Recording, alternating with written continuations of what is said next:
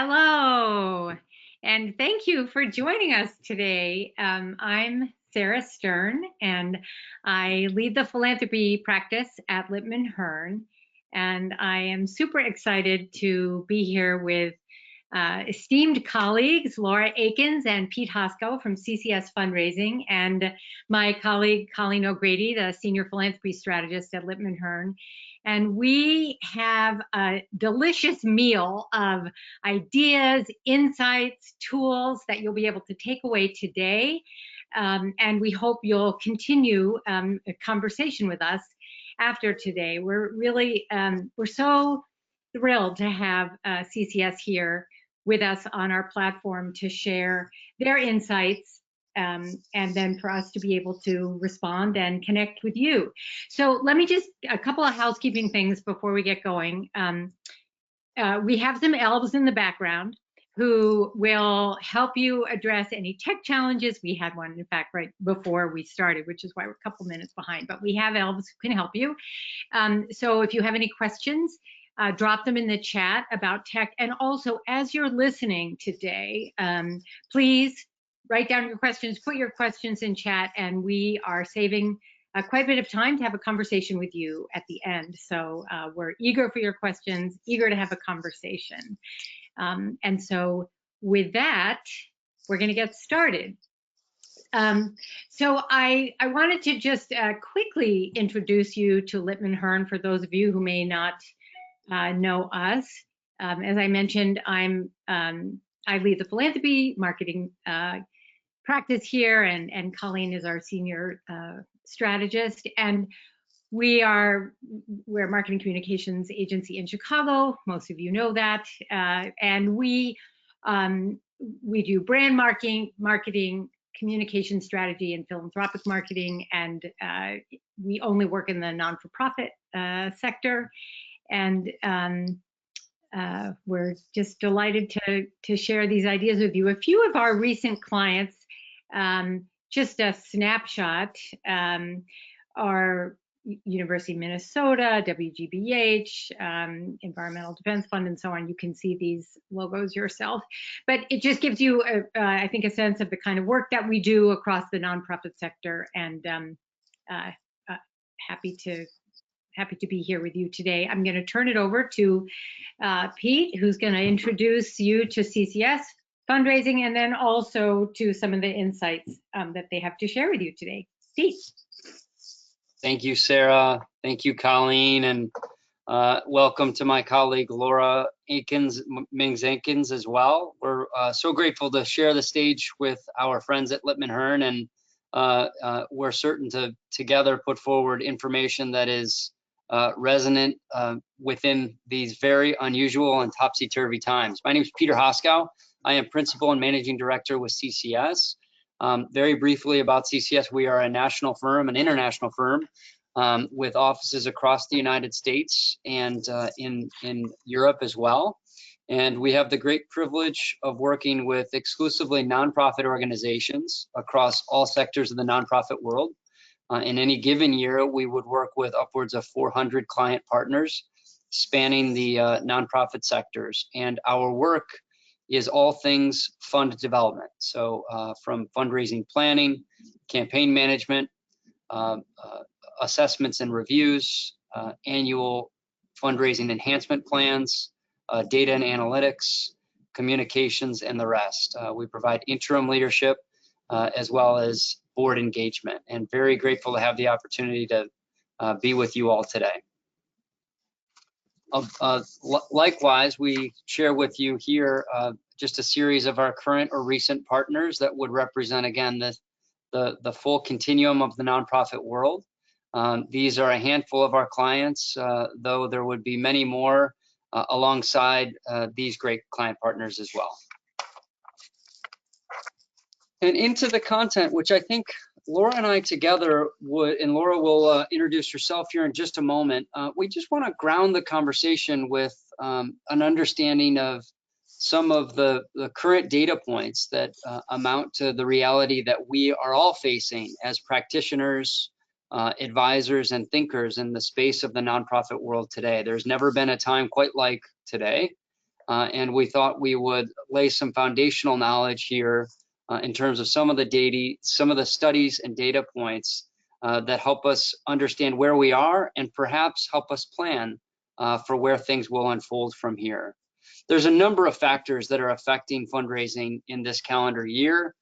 These are weighty factors, no doubt, from politics, climate change, a global pandemic, the associated impact on the economy, the racial reckoning that we are in the midst of, and just general global unrest that has association with some of these previous points.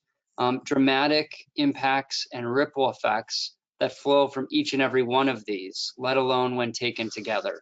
This is undoubtedly a remarkable and unique year as it relates to philanthropy. We'll go over some data as I suggested, but I think the headline is this. You would be hard pressed to find anyone who could have predicted where we sit today in the early half of December in terms of the generosity that has already been captured in this calendar year and the momentum that is in place as a result of that generosity. I think there was much higher level of doubt in the spring, in the onset of the pandemic, than presently can be observed through the empirical data, and some of that we'll review here. Individuals remain tremendously generous. This slide that we have in front of us here is the outcome of a study that was undertaken in partnership by Fidelity Charitable Trust, along with the Chronicle of Philanthropy. And two data sets are represented. One smaller data set by Fidelity Charitable, which engaged just shy of 500 donors, and then a broader data set, upwards of 1,000 or so, of individuals who have given $100 or more in calendar year 2019. And you see the data speaks for itself, that 92% of respondents have given already to most or all of the organizations that they would typically have supported in 19, they've given to in 2020. Just 7 will give to some of them, and only 7%, and just 1% will give to few or none of them. The point here is that individuals are supporting the organizations they support this year in line with the organizations they have supported last year. I think this is just an encouraging data point as it relates to the volume of dollars that donors intend to give or have already given. You see 77% have already given as much or more this year as they did last year. 44% plan to give the same amount in this month, December 2020, as they did in 2019, and 36% intend to give more. Again, taken together, we all, I think, can be buoyed by bullishness, that there is potential and there is a harnessed generosity amongst individuals, and we know that individuals power philanthropy in this country. Another study that was released by Quarterly Fundraising Report just talks about the number of donors. New donors went up by 12.6% in the first half, January through June of 2020, as compared to 2019. So not only are individuals indicated in the majority of cases their willingness to give the same amount or more in their own giving, but new donors are emerging as compared to last year. So we look onto the next slide. You know, some of these remarkable sort of bursts of mega gifts. You see that towards the pandemic, as of October, $15 billion had been given to specifically related COVID-19 funds or initiatives. And 32% of American households had given to those. Likewise, $10 billion as of October had been given to racial equity this year. Feeding America, which is one of the most well-recognized brands in philanthropy, we're privileged as a firm to call them our client partners. They rose year over year 46% in terms of donations in the first half of this year. And if you just looked at those charities that really drive a large part of philanthropy in America, 116 of them in particular that amount to about 10% of all contributions in this country, they were up 22% in the first half of the year. Again, I know that in our firm, we didn't sit around prognosticating this in March, April, and May. And we sit around thinking about this stuff all of the time. The heartening demonstration of generosity, I think, comes broadly as a surprise. And some folks who are deep into the data, I happen to sit on the Lilly School of Philanthropy board, which provides the scholarship that amounts to the Giving USA report every year. Some are anticipating that this year, all in, will be a bigger year for philanthropy, 2020 than 2019. If you look on the next slide, we thought a lot and often talk a lot about elections, and this was yet again an extraordinary presidential election by any measure. No matter where you sit on the political continuum, this was a unique year. But we know that the data suggests to us with great consistency that presidential elections have little effect on overall charitable giving. There was only one year, in fact, one election over the last 9 where giving declined, and that was 2008, which can be aligned much more closely with the recession than any other factor. So presidential elections really don't impact in a negative way philanthropic giving, which stands in contravention to many assumptions.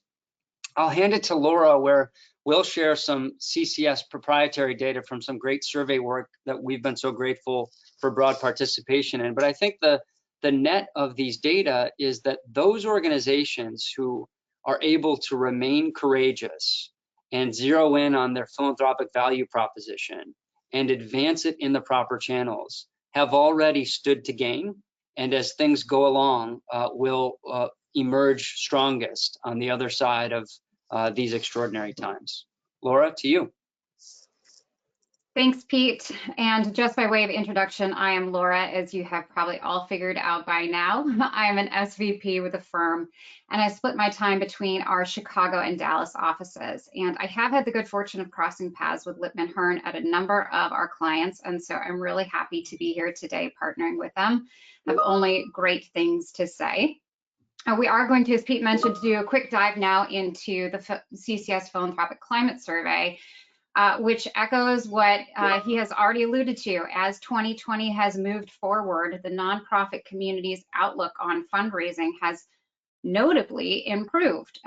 However, much like the economic recovery itself, not all organizations are benefiting equally, with smaller organizations and, interestingly, those at the very top seeing the greatest impact to fundraising. So all about the data. The first 2 installments of CCS's Philanthropic Climate Survey series took place in May and in June 2020, which documented the immediate effects of the crisis. And our 3rd edition was conducted from September 9th to September 16th. And we think that that provides a window into the nonprofit sector that at this point is half a year into the global pandemic.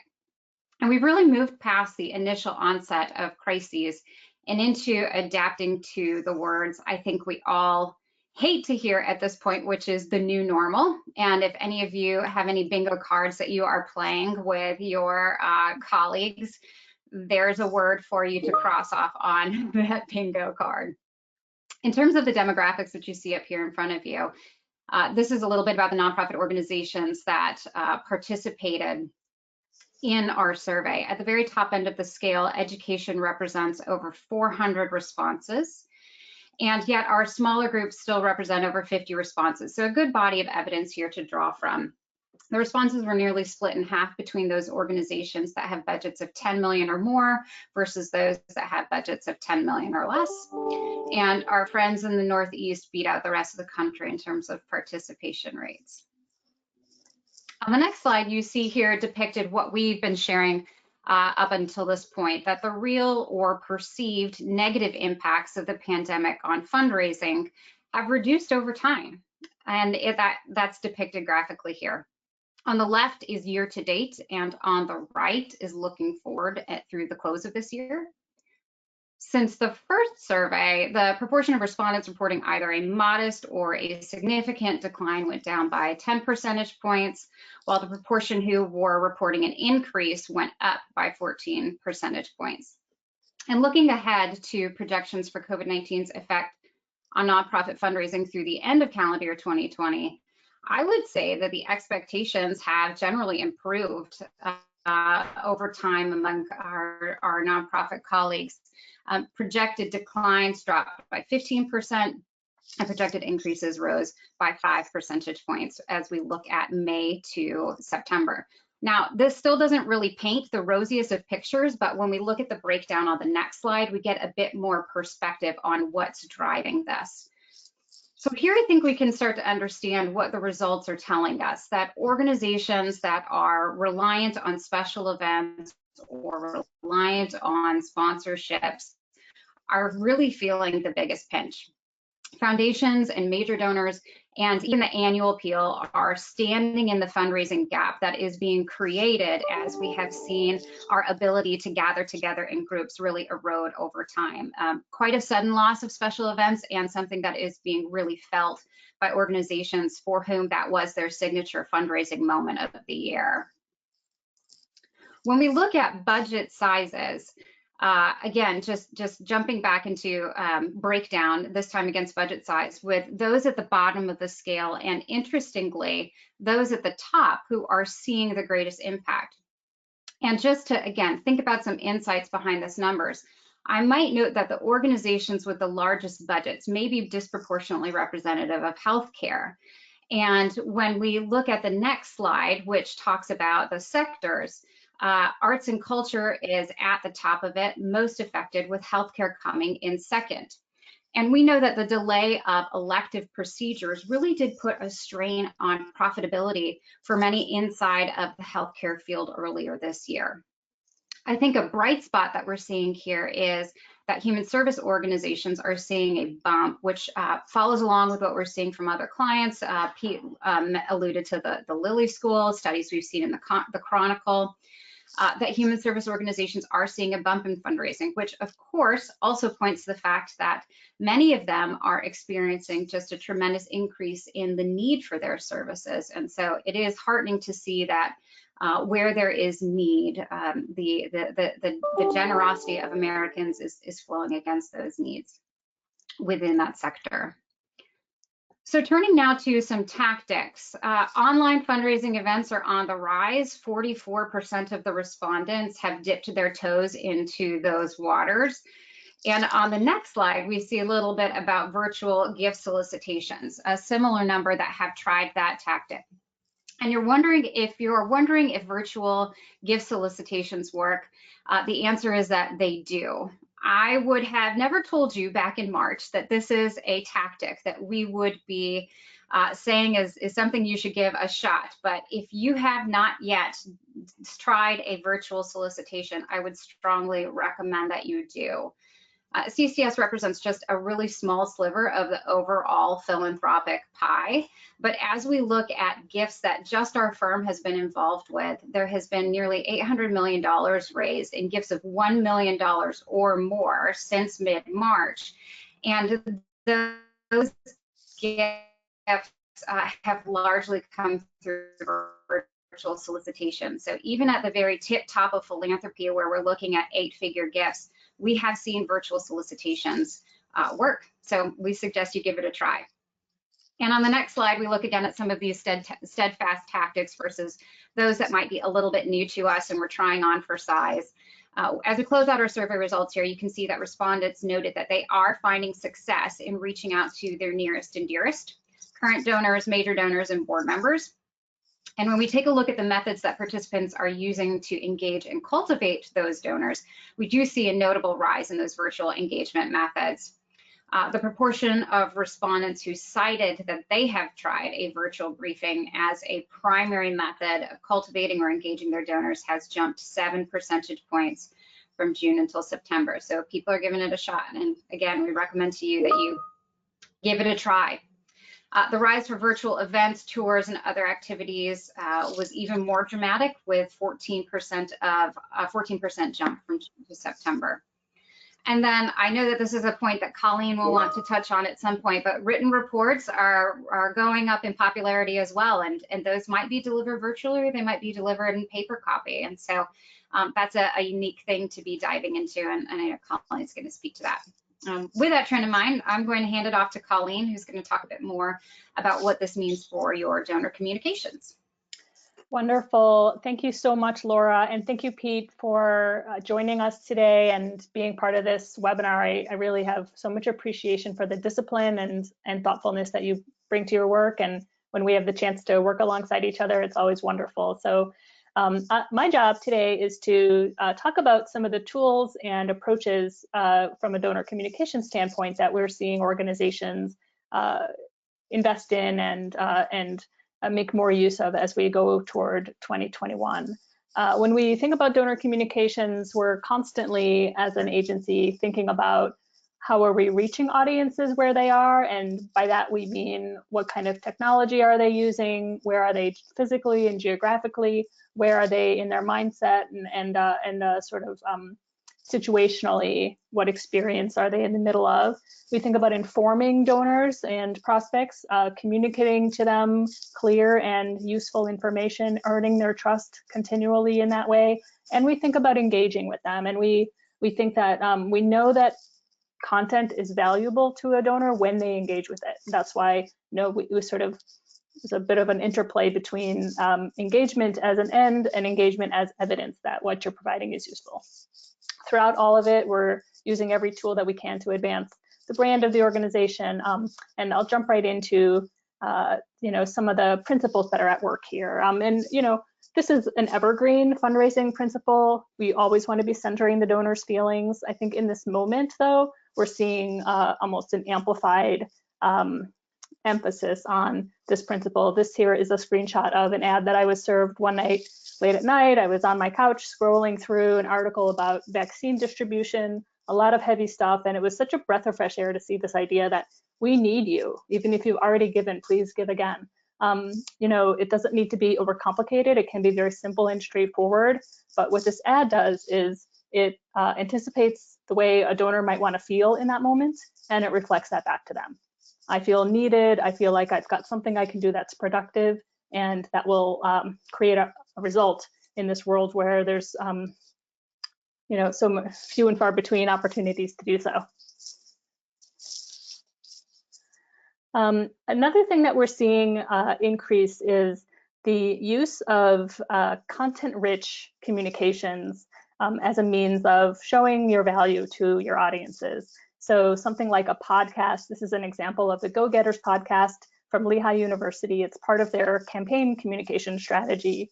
And the host of the podcast is the president of the university. So he's able to get his vision and voice for the university across clearly and really put the university's strengths on display in the way that they engage with leaders, decision makers, researchers, in some cases alumni, and bring out the societal good that's coming about because of Lehigh, because of donors and investors taking a chance on Lehigh, or I shouldn't say taking a chance, that's my editorializing, but making that partnership come to life. And a podcast is, in this day and age, a little bit of a refuge from doom scrolling and from a barrage of Twitter conversations that might be disheartening.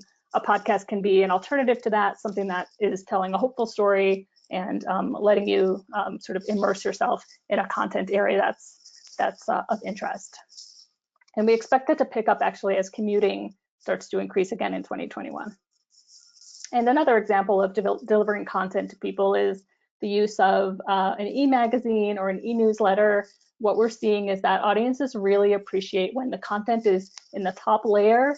They want to get straight to information and answers that are useful to them, and without having to close a lot of pop-ups and without having to gain access by subscribing.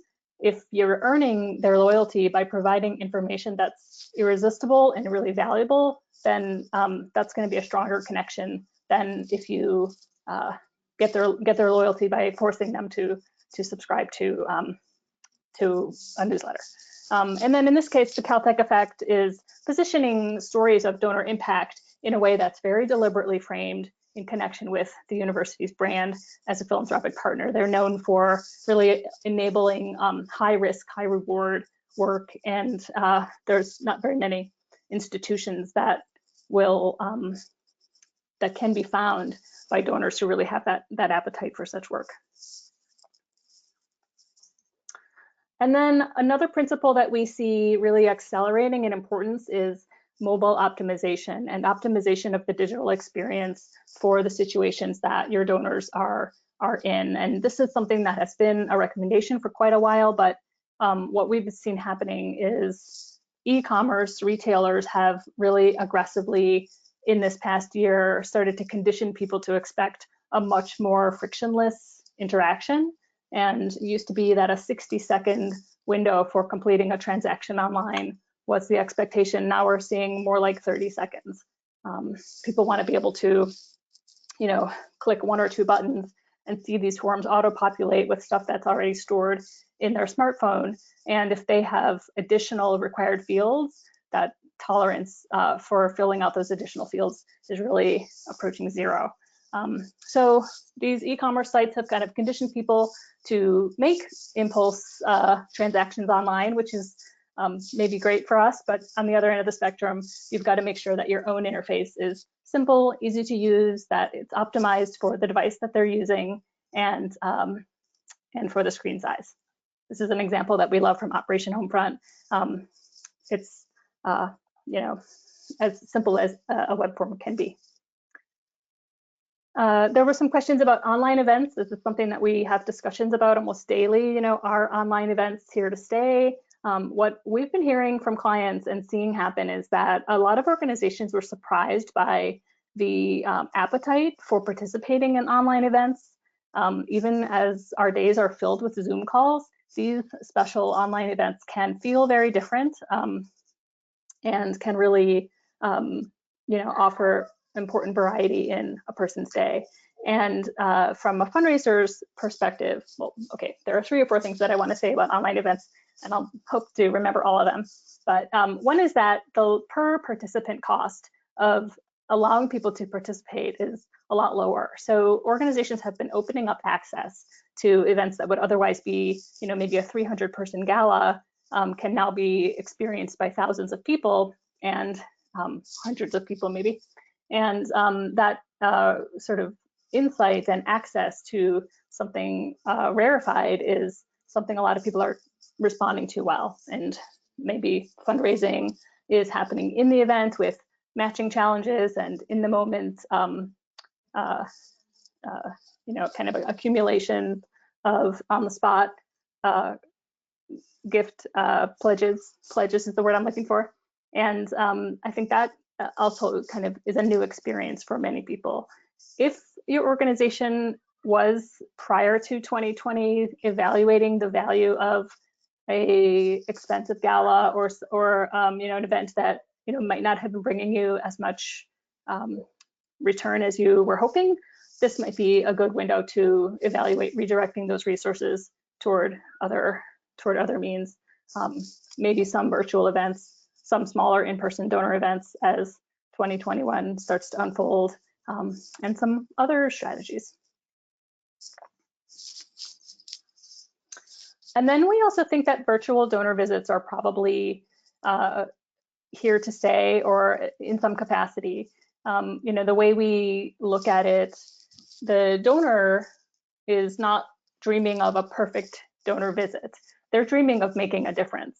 And you as a fundraiser are going to do everything you can to make sure that the visit is wonderful, whether it's virtual or whatever format. But the main eyes on the prize goal is getting the donor toward that moment of being able to make a difference at the right time, and suggesting to the donor that can wait a year, as much as a year, until you can have an in-person visit, starts to undermine your message of urgency. And we also know that virtual donor visits give you, kind of different opportunities to supply materials in advance, show kind of immersive experiences and presentations during the meeting, and follow up with materials afterward, whether those are digital or video links that you can send. Something about the fact that the person's experiencing the meeting via a screen makes it easier for them to interact with the supplemental materials that you might be sending.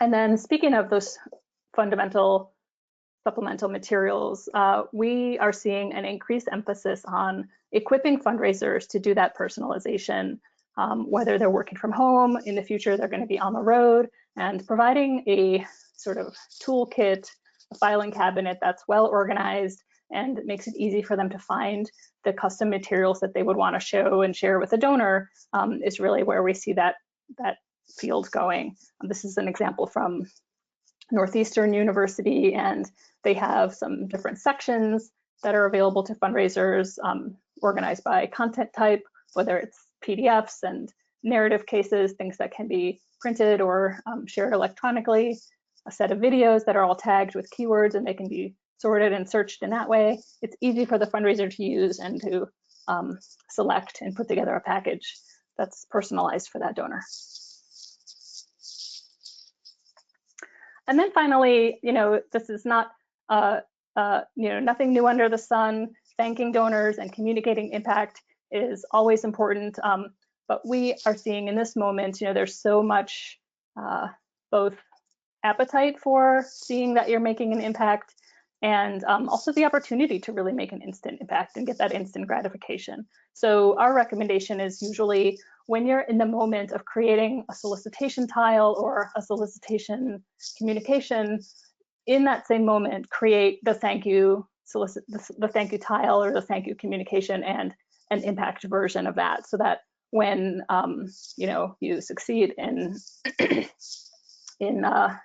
moving a donor to make a gift, you have those assets ready to deploy immediately, and you can thank them, make them know that they're appreciated, and start to share a little bit of the story of what their gift is contributing to.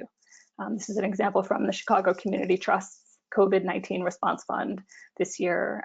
And this particular asset set, I should emphasize, it uses things like signature colors, transparencies that can be laid over existing photos, and signature font and colors to allow non-designer communicators to customize and make use of these tools from home, when they can't just hop over and poke their head into the designer's office and say, can you help me with this thing? It's a little bit more usable for people who want to just get it done on their own. So I've talked through quite a lot of examples and want to leave time for us to have a discussion. Maybe I'll hand this back to Laura for a little bit of a wrap-up commentary, and then we can open it up to questions.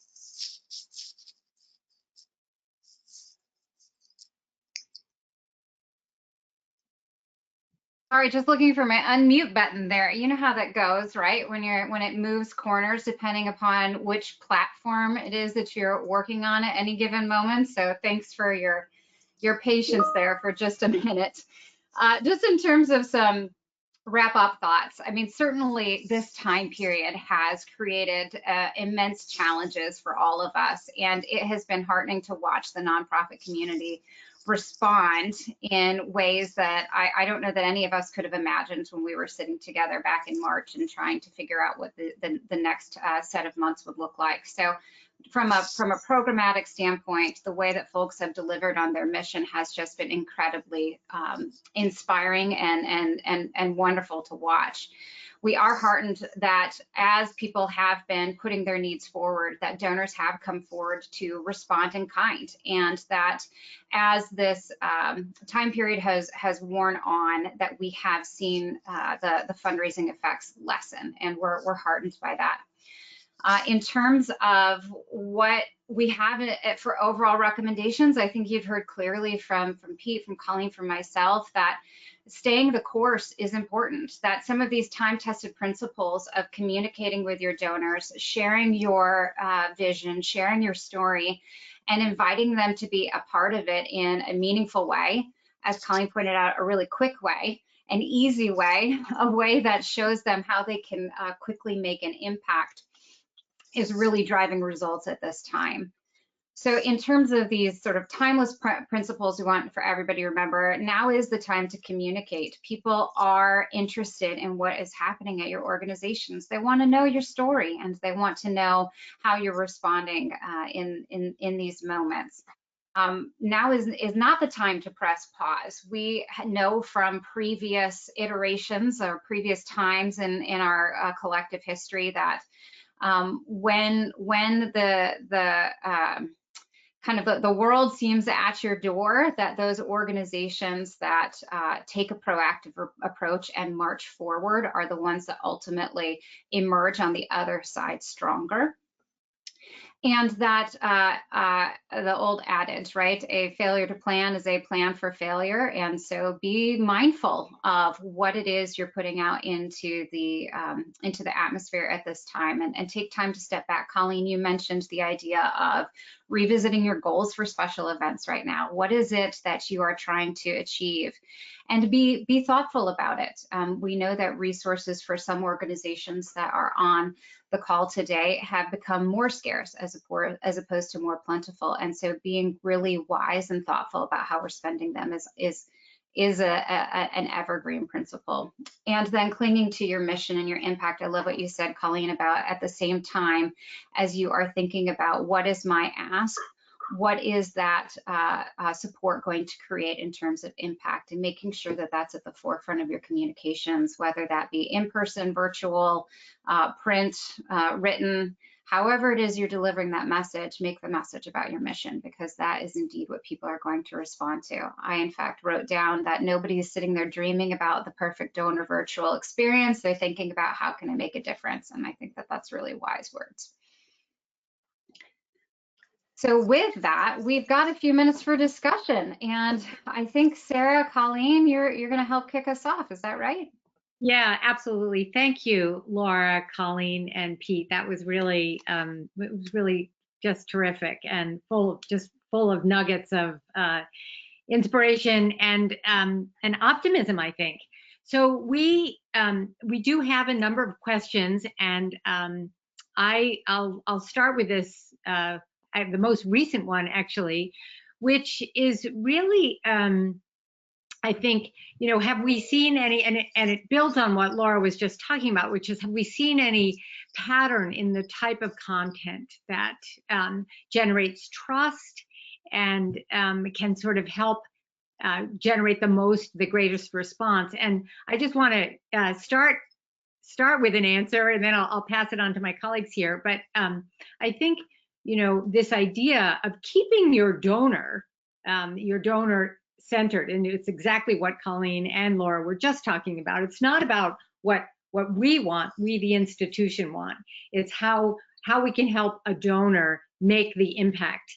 And that's why we're seeing that's why we're seeing those increases in giving to COVID-19 issues, to Feeding America, which is really astonishing, to racial equity, because people want to make an impact on these really important issues. And so making sure that you're keeping that what the donor cares about front and center. And I think the other thing is, the other part of the question is, are there any types of content that are more useful? And I think that probably the type of content is less important than what you're saying, how you're telling the story. I don't know, Colleen, Pete, or Laura, if you want to pile on to that. Well, I can kind of add to your comments from the Lipman Hearn point of view, and then we can see what the CCS suggestions and recommendations are. But from thinking about the type of content that we see creating engagement or really proving to be of value to your audiences, I think what I would say is storytelling that makes room for learning and for understanding a topic that's related to your mission from a new angle is always valued. And one thing I think about is when you're reporting on a discovery, for example, or reporting on a way you were able to make a difference, there's what I call the black box effect in reporting sometimes, where a problem is introduced and then there's this black box that says, and then this breakthrough happens, and then the outcomes start to emerge. But what audiences seem to really value is when you can unpack that black box, give them a peek into what it was about the way you approached that problem that both was successful and also characteristic of your organization, and that might not have been replicable by a different organization, whether it's you know, a scientific research organization that knows the way to empower a real freedom to explore and to discover. Unpacking, you know, so if the audience isn't necessarily like interested in the specifics of chemistry, but they might be familiar with the question of like, how do I make change happen in my organization? That's a more universal story that people can connect to. And so unpacking that black box, letting people see how some of the threads kind of intertwine together, and letting them understand, you know, that kind of magic that happens. I think that's something that we see value in. And finally, I won't go on forever, but letting people have a little bit of an immersive experience and going down a wormhole for a moment. It doesn't have to be super deep, but you know, we want them to kind of be able to have the chance to take a break, take a breath from what they've been doing, indulge in a story, some content, and then step away again. You know, I think we just talked a lot about kind of development communications, donor communications. Here's a question that might be a little bit more in the CCS space, which is what differences in annual fundraising are you seeing for small organizations versus sort of household top? You know, I think this person said household name large organizations. Are there any particular differences that you're seeing right now? Yeah, I can get us started, Laura, and then maybe I'll hand it to you. You know, I think the greatest differential in terms of the way from our observation, the way the communication is happening effectively from sort of household branded philanthropies to more localized community-based philanthropies is the channels through which the message is being exploited. You know, I think from a resourcing standpoint, though this gap is getting smaller with social media, from a resourcing standpoint, the larger, bigger branded, you know, bigger brand footprint organizations have the capacity to just be in front of their constituents and all constituents in a more timely, current, and consistent basis. And so what that means, our experience is what that means for the smaller local communities is the need to press even further on what we believe to be the most effective frame, which is to convey to donors, prospective donors, constituents that that there are folks who are giving to them who are like them and near to them. And I think there's an edge that's given to the smaller community organizations in becoming more personal in meeting that objective. You know, framing the sort of the story and the philanthropic value proposition that resonates with individuals and proves to them that there are people near to them and like them giving to the organization. Yeah, Pete, I concur. I mean, I think that our smaller nonprofits definitely have an opportunity to share a story that resonates very clearly with their donor audience in a unique way, whereas the larger organizations might have to really think about how can I have a high tech approach, where our smaller groups might have a high touch approach, and where in the intersection of those two things, where do I find myself, knowing that we probably need both. And Colleen, just to echo on the point that you mentioned earlier, everybody has a unique story to tell. I mean, we spend a whole bunch of time right now on statistics, right? And what are we seeing statistically within the marketplace? But we know that donors respond to stories over statistics. It's our evolution as people to want to respond to oral history and to process things through storytelling.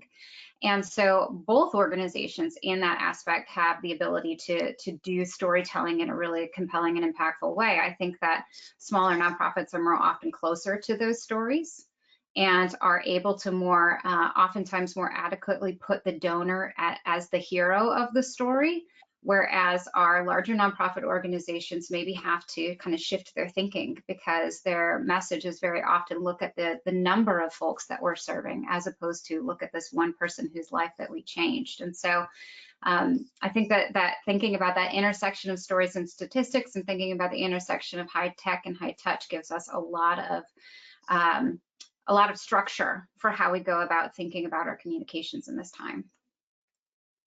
Yeah. Great. Here's another question, which is about, are there any particular metrics that we're seeing in terms of evaluating virtual events, the success of virtual events? And I wanted to just mention one thing. Colleen and I were talking about this before we hopped on today, that I've been sent a number of invitations to virtual galas to organizations that I don't actually support. And because there's a low bar for entry, I'm going to join. And then I know I'll be excited. I'll probably be, have a glass of wine and make a gift in the middle of the event. That's definitely one metric for event. And I was thinking about the Goodman Theater, which in Chicago, this is not a virtual event, but they've offered a gift to Chicago by they're making the Christmas Carol open and available to everyone. And to participate, I think it's going to be on WBEZ. You can listen. It'll be an audio play this year. And I think, well, how many more subscribers might they get, or donors might they get by giving that gift? So I think there is that opportunity to create affinity and engagement in a level that that maybe wouldn't have happened before because of the cost. And I wonder if there's any other kinds of metrics that you guys are thinking of. Yeah, I think, Sarah, you mentioned both of them, right? So fundraising success and participation. And what we have heard back from, and Colleen, you mentioned this too, the opportunity to kind of rethink what is the purpose of this event, right? It may have been fundraising in the past, but maybe my primary purpose for this event now is familiarization and brand awareness and getting my name in front of a larger group of people. What we've heard from our clients in terms of virtual events and what's driving their definition of success is participation. So how can I get the greatest number of eyeballs on this event? And there's been a lot of structure put behind that in terms of committees reaching out to their friends and kind of using the networks that exist to drive people to that. That there's a sense of momentum. Right, so this is something that they're finding as a successful factor for their event, that we see progression over time and that it is then viewed as a winning cause. So if you're jumping on for 15 minutes to this virtual event, that you see that the fundraising total goes up and that others are joining in, and then therefore that drives your participation at whatever level. And then the other thing that we've heard, and this is maybe not a metric, but something for us all to keep in mind, is that 20 minutes, you lose them and then you're done. And so you better think about those first 20 minutes that you have set aside as really important ones. And I will confess, having attended a virtual wedding over the summer, and I too, after the first 20 minutes, thought to myself, okay, well, this was fun and unique, but I'm ready to move on now. So these are some of the things that folks are reporting back to us as determinants of success that they're putting forward. Yeah, one thing that we have also been seeing is a nonprofit organization has the ability to offer a virtual event experience that's different from your family Zoom or your Zoom with coworkers, because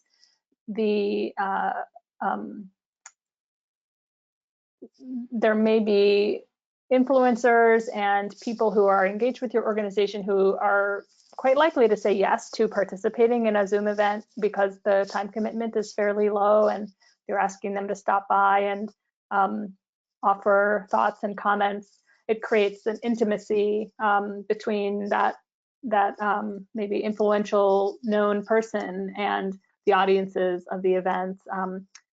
And so that's one way of kind of heightening the specialness of a nonprofit organization's online event. And I think that another thing that we're hearing from audiences is that they appreciate the creativity that's being shown in conversion of the mission elements to this online platform and this online video platform in particular, whether that means arranging a kind of collaborative musical production that's synced up via Zoom, or inviting people to submit user-generated, like in that Met Gala challenge, or not Met Gala, what's the word? The Getty Museum Challenge, where people were choosing a work of art from the collection and then creating their own version of it using household things. Those sort of user submitted submissions, I guess, user generated submissions, it creates an alignment and a sense of togetherness and all going through something together that people are resonating with. And of course, whatever it is we're going through together is changing all the time too. Right. I think the other thing just to add on to that, Colleen, that I know you were referencing is also the sense of play and informality. I mean, I think there's an opportunity to be a little bit more informal. Things don't have to be so perfect in this world, and the barriers dropped a little bit, and that also, I think, increases engagement in a way. Here's a question that I think is probably for you, Pete and Laura, to start anyway. But what could donor communications advice do you have for nonprofits with international programming when donors are really prioritizing the needs in their own backyard? How do you sort of make the case for international work and fundraising? Pete, I'm happy to get this one started and then I can toss it to you. So CCS was really privileged last week to have Shankar Vedantan from Hidden Brain speak to us as a keynote speaker, and it was just fascinating. And he actually talked about this topic. How do you make somebody care about somebody whom they can't see or will never meet? And he talked about the human's unique capacity for altruism and compassion for a person whom they will never touch or meet. It was fascinating stuff. I'm not anywhere near as compelling as Shankar is, and so I won't try to be. But what he talked about, and I think is really best practice and is a challenge to us in this time, is to bring that story to that person's doorstep, right? So we talked about kind of stories versus statistics, people versus programs, and his research really echoed that the difference maker is our own ability to create in our donors' minds the image of that person that they will be impacting, and to help them step out of their own shoes and step into the shoes of that person, look around them and imagine the world around them in a completely different way. And so can I say what that could or should look like? No, but is the advice sound? It is. It's for us to be creative in bringing forth those individuals' needs with the same sense of urgency and the same sense of familiarity and kinship as we create with those who are inside of our own city. That just kind of brainstorming here off the top of my head, we've talked about virtual tours. Now is an absolutely great time to have, if you are an international organization, a Zoom call with somebody across the world. Have them, I think about an organization that I support that combats slavery in Southeast Asia, and what better time than to hand the flip phone or the camera phone over to one of those individuals and have them walk the streets of their town with one of your donors. I mean, there's really the world is the opportunity here at this particular point, and we've never had people more comfortable with this type of virtual and video communication. Let's leverage that to tell better stories and get people connected in a new and different way. Pete, you probably don't have anything to say to add to that, because that was such a perfect response. I wouldn't dare try to add to that. Thank you for your insightfulness, Sarah.